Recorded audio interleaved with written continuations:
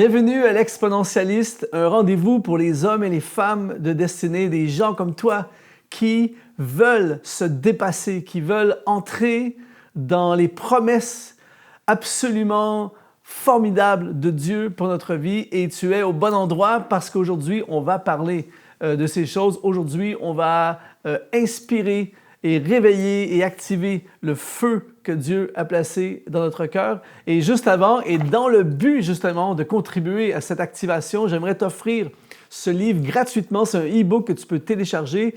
Ça s'appelle « Deviens un exponentialiste ». Ce sont des conseils pratiques pour t'aider à réaliser ta destinée. Tu peux le télécharger gratuitement en allant dans le lien qui apparaît au bas de ton écran. C'est un cadeau que je veux t'offrir pour semer dans ce que Dieu a placé en toi. Et aujourd'hui, on veut parler de quelque chose de très, très puissant.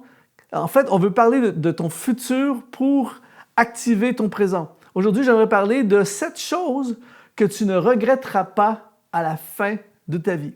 S'il était possible de vivre notre vie aujourd'hui, mais avec l'état d'esprit que nous aurons à la fin de notre vie, s'il est possible d'être conscient à la fin de notre vie, l'état d'esprit dans lequel nous serons, eh bien, si on pouvait transporter cet état d'esprit aujourd'hui, je peux t'assurer que plusieurs d'entre nous, notre vie changerait. Si on pouvait être aujourd'hui. Souvent, on pense en termes d'aujourd'hui, puis on a l'impression que l'éternité, c'est tellement loin en avant de nous. Et ça fait en sorte que souvent, on se retrouve à la fin de notre vie avec plein de regrets parce qu'on n'a pas vécu la vie qu'on aurait dû vivre, qu'on aurait voulu vivre. Et aujourd'hui, j'aimerais briser ça dans ta vie et dans ma vie, et j'aimerais qu'on puisse vivre une vie aujourd'hui, que nous serons fiers dans le futur. Et comment on peut faire ça? Bien, c'est en choisissant de vivre ces 7 choses dans notre vie aujourd'hui que nous ne regretterons pas dans le futur. La première chose que nous ne regretterons pas à la fin de notre vie, c'est d'avoir vécu pour Dieu.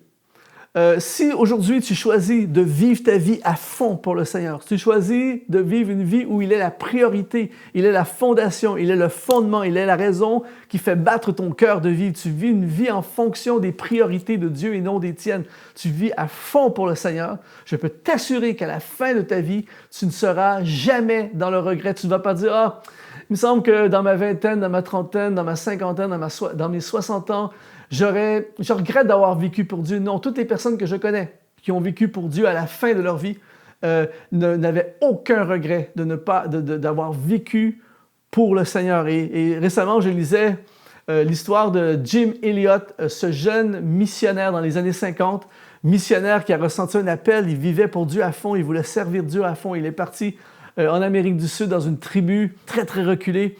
Et malheureusement, au cœur de sa mission, il a été assassiné par des gens de la tribu, il a été tué.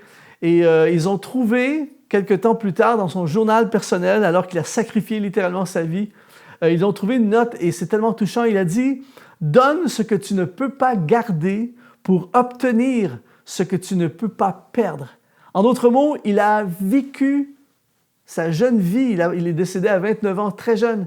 Mais s'il avait pu être conscient à la fin de sa vie, s'il avait pu réfléchir et nous parler, je suis persuadé qu'il dirait « ça vaut la peine de vivre pour Dieu » et il n'a pas regretté. Alors si aujourd'hui tu choisis de vivre pour le Seigneur, je peux t'assurer que dans ton futur, à la fin de ta vie, tu ne vas pas regretter. La deuxième chose que tu ne vas pas regretter à la fin de ta vie, c'est d'avoir aimé ceux qui t'entourent.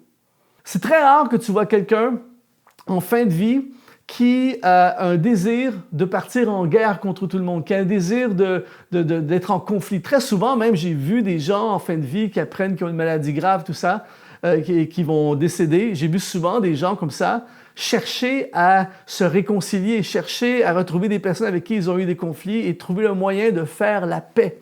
Et avoir beaucoup de regrets.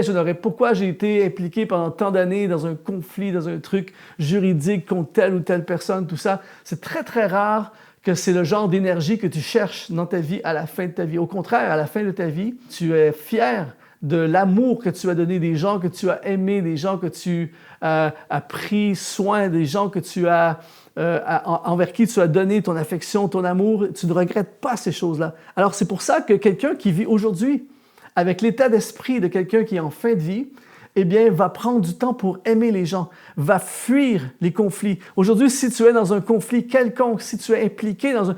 J'aimerais te dire, lâche prise, laisse tomber, ne va pas plus loin, ne cherche pas à écraser, ne cherche pas à faire du mal, ne cherche pas à gagner un argument, parce que tu peux gagner un argument, mais toute l'énergie, tout le mal que ça te fait ou que ça va faire aux autres personnes autour de toi, ça ne vaut pas la peine et ce n'est pas le genre de choses qu'à la fin de ta vie, tu vas être heureux ou fier d'avoir fait. Au contraire, tu vas, à la fin de ta vie, ce que tu vas être fier d'avoir fait, c'est d'avoir aimé le plus de gens possible. La troisième chose que tu ne vas pas regretter à la fin de ta vie, c'est d'avoir essayé de tout cœur de réaliser tes rêves.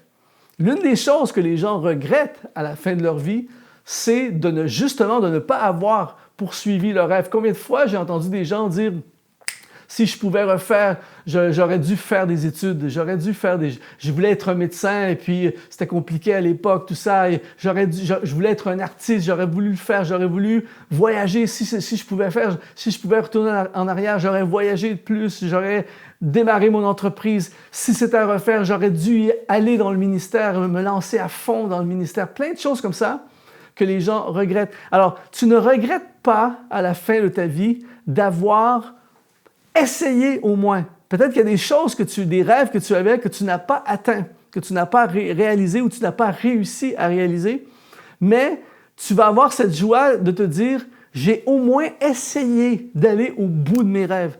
Je n'ai pas réussi à atteindre le sommet de l'Everest, mais je suis allé au camp de base de l'Everest. Je n'ai pas réussi à faire un best-seller avec mon livre, mais j'ai au moins essayé, j'ai publié un livre. Je ne suis pas devenu un artiste international avec de la musique connue partout dans le monde, mais j'ai écrit des chansons et j'ai eu tellement plaisir à poursuivre ce rêve. Alors aujourd'hui, je vais t'encourager de vivre aujourd'hui avec l'état d'esprit de la fin de vie en te disant, je ne veux pas regretter de ne pas avoir pourchassé mes rêves. Aujourd'hui, je vais vivre à fond et au moins essayer de réussir et réaliser mes rêves. La quatrième chose que tu ne vas pas regretter à la fin de ta vie, c'est d'avoir pris soin des personnes les plus importantes de ta vie. Je parlais avec quelqu'un récemment qui est un homme extraordinaire, qui a littéralement pris soin de plusieurs personnes dans sa famille. Par exemple, lorsque son père est décédé, il a pris chez lui sa mère. Il a mis pendant des années, il a pris soin de sa mère. Il a pris soin, jusqu'à la dernière heure de sa vie, jusqu'à la dernière minute de la vie de sa mère, il a pris soin d'elle. Il a pris également soin d'une de ses sœurs qui a été gravement malade pendant des décennies de sa vie. Littéralement, pendant des décennies de sa vie, sa sœur a été placée dans un centre complètement oublié par toute sa famille, mais lui, il a pris soin d'elle. Il a pris soin d'elle, il allait la visiter, il a pris soin de ses finances, de toutes ces choses. Et il me disait, cet homme est assez âgé aujourd'hui, il me disait, je ne regretterai jamais ce que j'ai fait pour ces personnes importantes dans ma vie. Et très souvent, lorsque nous vivons notre vie, nous vivons une vie égocentrique, centrée sur nous-mêmes, centrée sur nos besoins et on prend soin de nous-mêmes.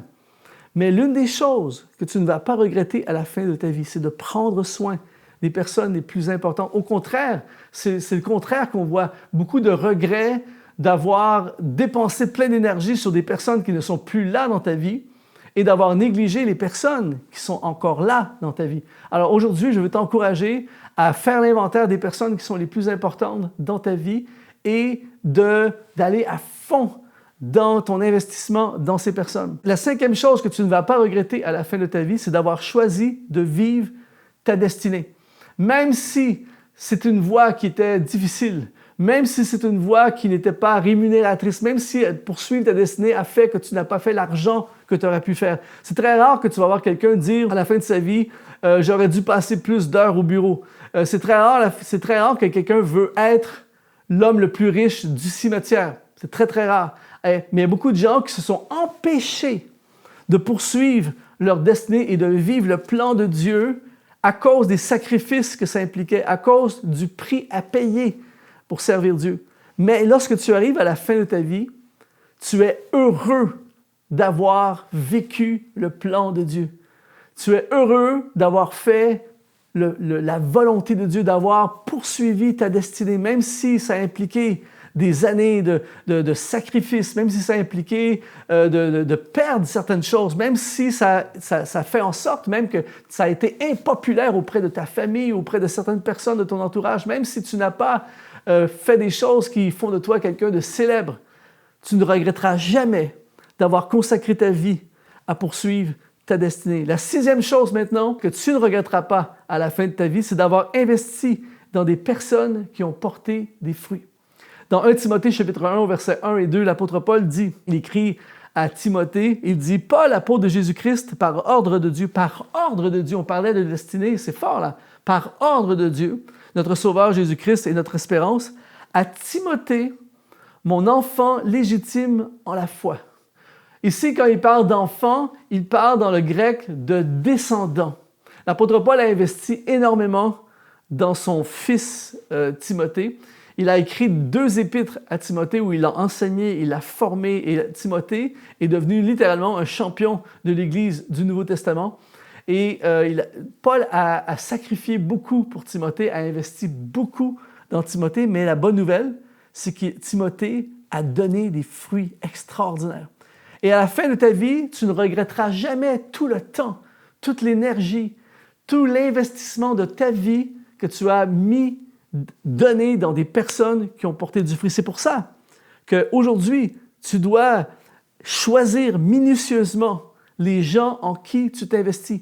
Parce que parfois, il y a des gens qui vont venir prendre de toi et tu vas vouloir t'investir et tu vas investir et souvent des regrets parce qu'on a investi plein d'énergie, d'argent et de temps dans certaines personnes qui ont complètement disparu, ils nous ont même reniés, critiqués ou peu importe. Et tu as négligé des personnes qui auraient pu porter du fruit. Alors, je prie constamment, lorsque je m'investis dans des gens, je prie constamment, Seigneur, guide-moi vers des personnes qui vont porter du fruit. Mais lorsque tu trouves des gens qui ont le potentiel de porter des fruits, investis-toi à fond. Trouve des Timothées dans ta vie, des personnes qui vont aller peut-être plus loin que toi, des personnes qui vont être mieux que toi, des personnes qui vont être tes descendants. On devrait tous avoir des enfants dans la foi. On devrait tous avoir des fils et des filles dans la foi, des gens en qui on a investi et qui portent des fruits. Et je peux t'assurer de ceci, à la fin de ta vie, tu ne regretteras jamais l'investissement que tu as fait. Je pensais récemment à un homme qui a beaucoup investi en moi au début de ma vie chrétienne. En fait, c'est lui et sa famille qui m'ont amené à la foi. Et je me souviens au début, moi j'étais assoiffé et des fois jusqu'à très tard le soir, je me posais des questions sur la Bible et tout ça. Et je me souviens des fois, il était à moitié endormi puis il répondait à mes questions, il investissait. Et je me souviens, peu de temps avant qu'il décède, il m'a dit « Je suis tellement fier de voir ce que tu es devenu avec le Seigneur et tout ce que tu fais. Je suis tellement fier d'avoir investi en toi. » Et je suis sûr qu'il n'avait aucun regret de toutes ces soirées où s'est couché tard, où il a semé en moi. Et l'une des choses que tu ne regretteras jamais, c'est d'avoir fait ça. Et la 7e chose que tu ne regretteras jamais à la fin de ta vie, c'est chaque moment passé dans la présence de Dieu. À la fin de ta vie, beaucoup de gens vont dire « Pourquoi ai-je passé autant de temps au bureau, autant de comités, autant d'activités, autant de choses? » Mais l'une des choses que tu ne regretteras jamais, c'est chaque moment passé dans la présence de Dieu, même s'il a fallu négliger d'autres choses pour être dans la présence de Dieu. Je lisais dans la biographie de Billy Graham, cet homme de Dieu qui est extraordinaire, qui a fait des exploits extraordinaires. Il a dit, si je pouvais refaire ma vie, l'une des choses que je ferais, c'est passer plus de temps aux pieds de Jésus, au plus de temps dans la présence de Dieu. Alors aujourd'hui, j'aimerais t'encourager, et je m'encourage moi-même, à vivre une vie où, à la fin de ma vie, je n'aurai aucun regret parce que je vais avoir investi ma vie dans les choses les plus importantes que nous ne regretterons jamais. J'espère que ce message aujourd'hui t'a inspiré. Et si oui, eh bien, télécharge ce livre. Le lien apparaît dans le bas de l'écran. Ça a été un honneur d'investir en toi et je veux déclarer la destinée sur ta vie. Ici Luc Dumont, sois exponentialisé.